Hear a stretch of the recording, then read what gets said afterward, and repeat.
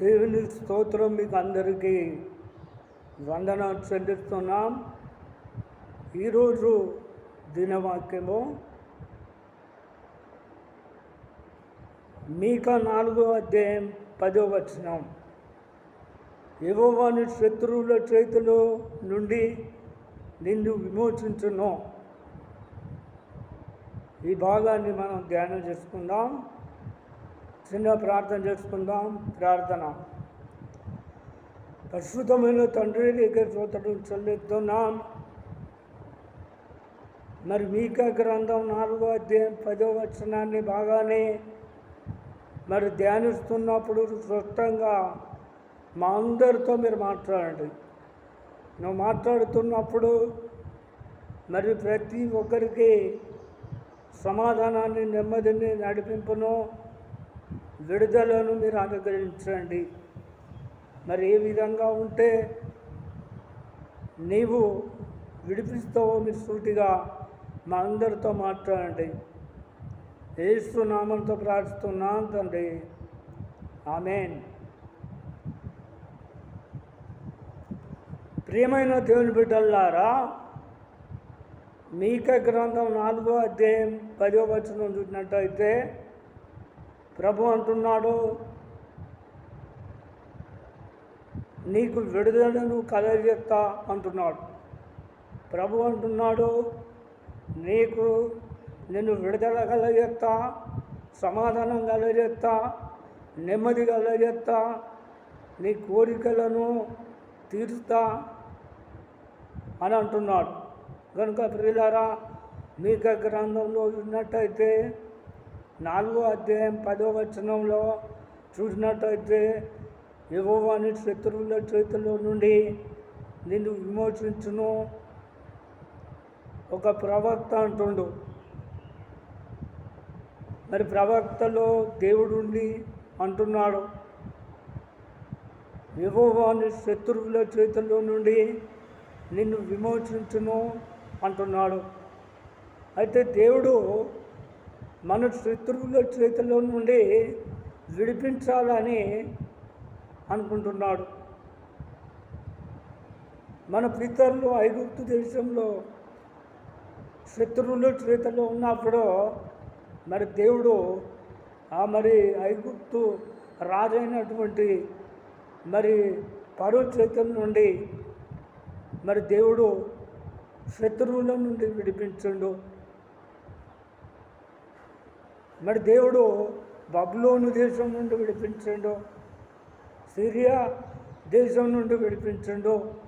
కనుక ప్రియులారా, మరి దేవుడు శత్రువుల చేతుల నుండి విడిపించే అటువంటి దేవుడు. మరి చాలామంది మరి శత్రువుల చేతుల నుండి విడిపించబడతలేరు. శత్రువులు వాళ్ళను బాధ పెడుతుర్రు, కుంగదీత్తుర్రు, నలగొడుతుర్రు, పడగొడుతుర్రు, మనశ్శాంతి లేకుండా చేస్తుర్రు.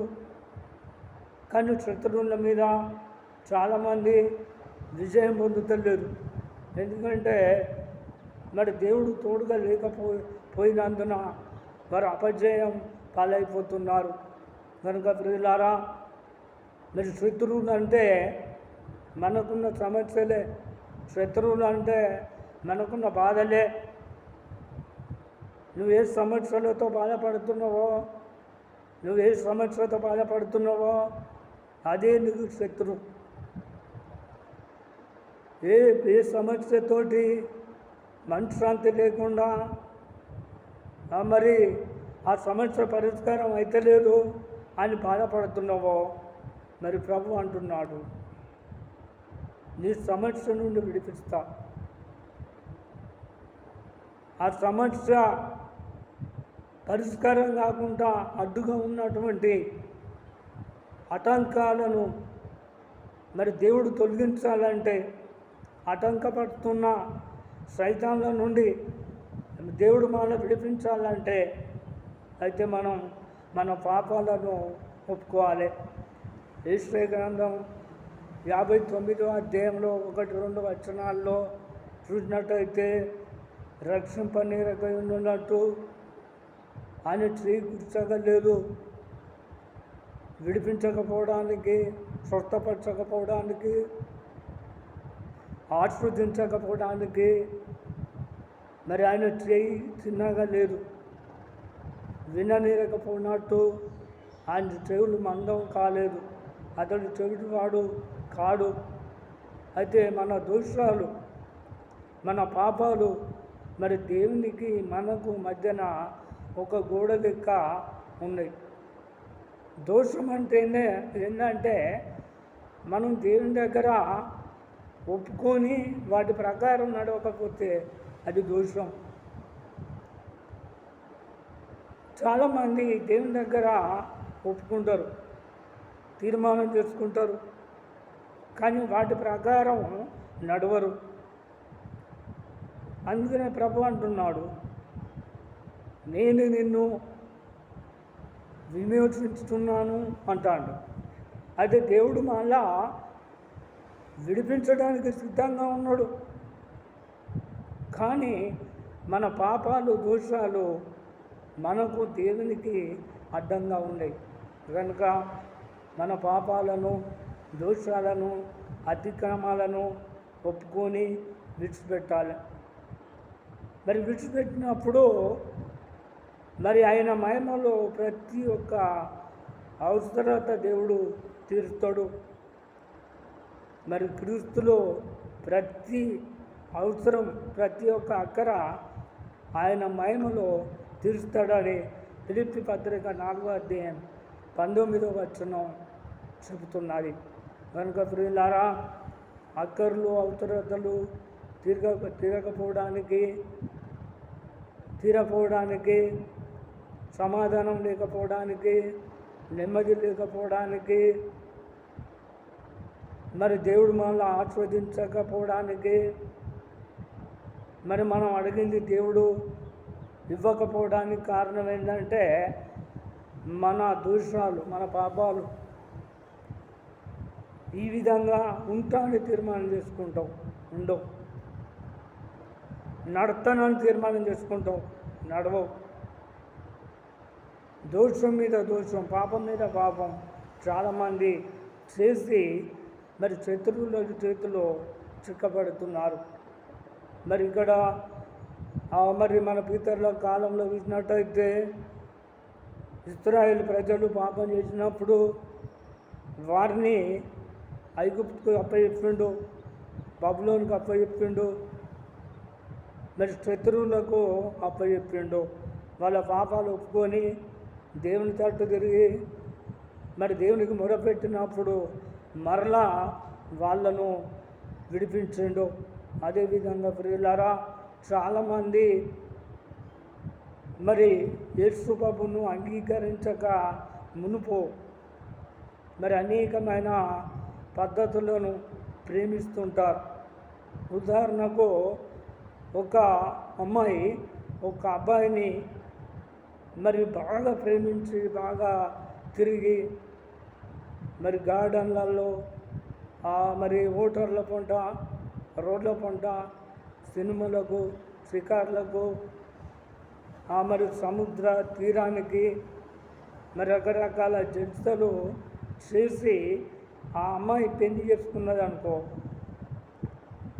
పెళ్లి చేసుకున్నాక మరి కొన్ని రోజులు మరి భర్తతోటి నమ్మకంగా ఉండి ఆ తర్వాత మరి భర్తను పక్కకు పెట్టి మరి సీక్రెట్గా మరి పట్టు తిరిగినటువంటి అబ్బాయితో మళ్ళీ సాంగత్యం చేసినట్టు కొందరు క్రైస్తవులు ఉంటున్నారు. యేసుబాబు మనకు భర్త, మునుపు మనం వేరే వాటిని ఉంచుకున్నాం, వాటిని వదిలిపెట్టినాం. కానీ వదిలిపెట్టిన కొంతమంది మరలా మునుపున్నట్టే ఉంటారు, మునుపున్నట్టే మళ్ళా పాపంలో పడిపోతున్నారు. అందుకని కొంతమందిని శత్రువులకు అప్పచెప్పిండు. మన పితరులు మరి శత్రువులకు అప్పచెప్పబడడానికి కారణం ఏంటంటే వాళ్ళు మరి అన్ని జనులతోటి సాంగత్యం చేసి అన్ని జనుల లెక్క మరి వాళ్ళు క్రియలు చేశారు. అన్ని జనులను చూసి నేర్చుకున్నారు. మరి కొంతమంది మరి మునుపు ఏ విధంగా అయితే దోషాలు చేసారో పాపాలు చేసారో మరి అదేవిధంగా కొంతమంది మరి రహస్యంగా మరి పాపం చేస్తూ మరి దేవునికి దూరంగా అయిపోతున్నారు. కనుక ప్రియులారా, చాలామంది అనుకుంటారు పాపం గల్లకు సమాధానం లేదు, నెమ్మది లేదు, వాళ్ళు శత్రువుల చేతుల్లో నుండి విడిపించబడతలేరు అని కొందరు అనుకుంటారు. కానీ మరి వాళ్ళకు మారుమనసు లేదు అని అనుకోరు. కొందరు భయంకరమైన మరి పాపం చేసి దేవుని దగ్గరికి వచ్చి, స్త్రీ కానీ పురుషుడు కానీ దేవుని దగ్గరికి వచ్చి మరి పరిశుద్ధంగా ఉండి పవిత్రంగా ఉండి మరి సేవకుని ద్వారా అన్ని వరాలు పొందుకొని ఆత్మవరాలు పొందుకొని రాబోయే యుగ సంబంధమైన శక్తుల ప్రభావాన్ని మరి తెలుసుకొని మరి దేవుని రాకడ కొరకు తెలుసుకొని దేవుని మర్మాలు తెలుసుకొని చాలామంది మరలా మరి మునుపున్న పాపమే చేస్తున్నారు. మునుపున్న పాపం చేసి మరి దేవుని మందిరానికి పోతే మరి సేవకుడు దిద్దుపడతానని చెప్తాడు కావచ్చు, సరి ఎత్తాడు కావచ్చు, ఏర్పడతాం కావచ్చు అని చాలామంది మరి రహస్య పాపాలు చేసి మరణానికి దగ్గర అయిపోతున్నారు. నీతి మరణం నుండి తప్పించును. ఆయన నాశకరమైన గుంటల నుండి జిగడగల పాపమనే ఊబిలో నుండి వేటగాని ఊళ్ళో నుండి మరణం నుండి తప్పించబడ్డాక మరి కొన్ని రోజులకు మరి అన్నీ పొందుకున్నాక అన్నీ తెలుసుకున్నాక వాళ్ళు మరి సంఘంతో సంబంధం లేకుండా, సంఘ సేవకులతో సంబంధం లేకుండా మరి వారి మాటకు లోబడకుండా ఎదురు మాట చెప్పి మళ్ళీ పూర్వ పాపాలు చేసి పతనమైపోతున్నారు కొంతమంది. కనుక ప్రియులారా, దేవుడు మనల్ని ప్రేమిస్తున్నాడు. ఈ సమయం నా ప్రభు అంటున్నాడు, యెహోవా నీ శత్రువుల చేతిలో నుండి ఆయన నిన్ను విమోచించున్నాను అంటుండు. అయితే శత్రువుల చేతుల నుండి దేవుడు మళ్ళా విడిపిస్తున్నాడు. నువ్వు ఎటువంటి సమస్యలు ఉన్నా దేవుడు విడిపిస్తాడు, ఎటువంటి వ్యాధి ఉన్నా విడిపిస్తాడు, ఎటువంటి శత్రువులు అయినా విడిపిస్తాడు. కనుక ప్రియులారా, నువ్వు ఏ సమస్యతో బాధపడుతున్నావు, ఏ సమస్యలతోటి బాధపడుతున్నావు అయితే వెంటనే తీర్మానం చేసుకో. నువ్వు ఏ పాపంలో ఉన్నావు, ఏ దోషంలో ఉన్నావు, నీకు నువ్వే పరీక్షించుకో. నీకు నువ్వే పరిశోధించి దేవుని ఎదుట నీ పూర్ణ హృదయంతో పూర్ణ మనసుతోటి నీ పాపాలను, దోషాలను, అతిక్రమాలను విడిచిపెట్టి మరి పట్టుదలతో దేవునికి మొరపెట్టు. ఈ సమయం నా ప్రభు అంటున్నాడు, నేను నీకున్నటువంటి ప్రతి విధమైన శోధనల నుండి విడిపిస్తా, నేను నీకు తోడుగా ఉంటా, భయపడకు అని అంటున్నాడు. కనుక ప్రియులారా, మరి మనం భయపడద్దు, ధైర్యంగా ఉండాలి. మనం నూతన సృష్టిగా మారాలి, పాతను సృష్టించి పెట్టాలి. కనుక ప్రియులారా, మాటలను నమ్ముతున్నావా? అయితే నమ్మినట్టయితే తలలు వంచండి, ప్రార్థన చేసుకుందాం. ప్రార్థన. పరిశుద్ధమైన తండ్రి, నీకే స్తోత్రం చెల్లిస్తున్నాం. నీ బిడ్డలు ప్రభా ఇంతసేపు నీ వాక్యాన్ని విన్నరు, వాక్యం నిజమే అని ఒప్పుకొని తీర్మానం చేసుకున్నారు ప్రభా. వీరు ప్రభా మరి నీ అందు భయభక్తులు కలిగి నీ త్రోవలో మరి నడిస్తే శత్రువుల చేతుల నుండి మరి విడిపిస్తా అని ప్రభా వాగ్దానం చేసినావు. మరి ప్రభా నా అతిక్రమాలు నాకు తెలిసే ఉన్నాయి, నా పాపం వెళ్ళినప్పుడు నా ఎదుట ఉన్నాయి అని ప్రభా నీ బిడ్డలు అంటున్నారు. మరి ప్రతి ఒక్కరు కూడా ఒప్పుకుంటున్నారు ప్రభా. మరి వీరందరినీ క్షమించండి, కనుగరించండి, కటాక్షించండి, నీ కృపలో భద్రపరచండి. మీరు చేసే పనుల్లో, ప్రయత్నాల్లో, రాకపోకల్లో మీరు తోడుగా ఉండండి ప్రభా. నీ కృపలో భద్రపరచండి ప్రభా.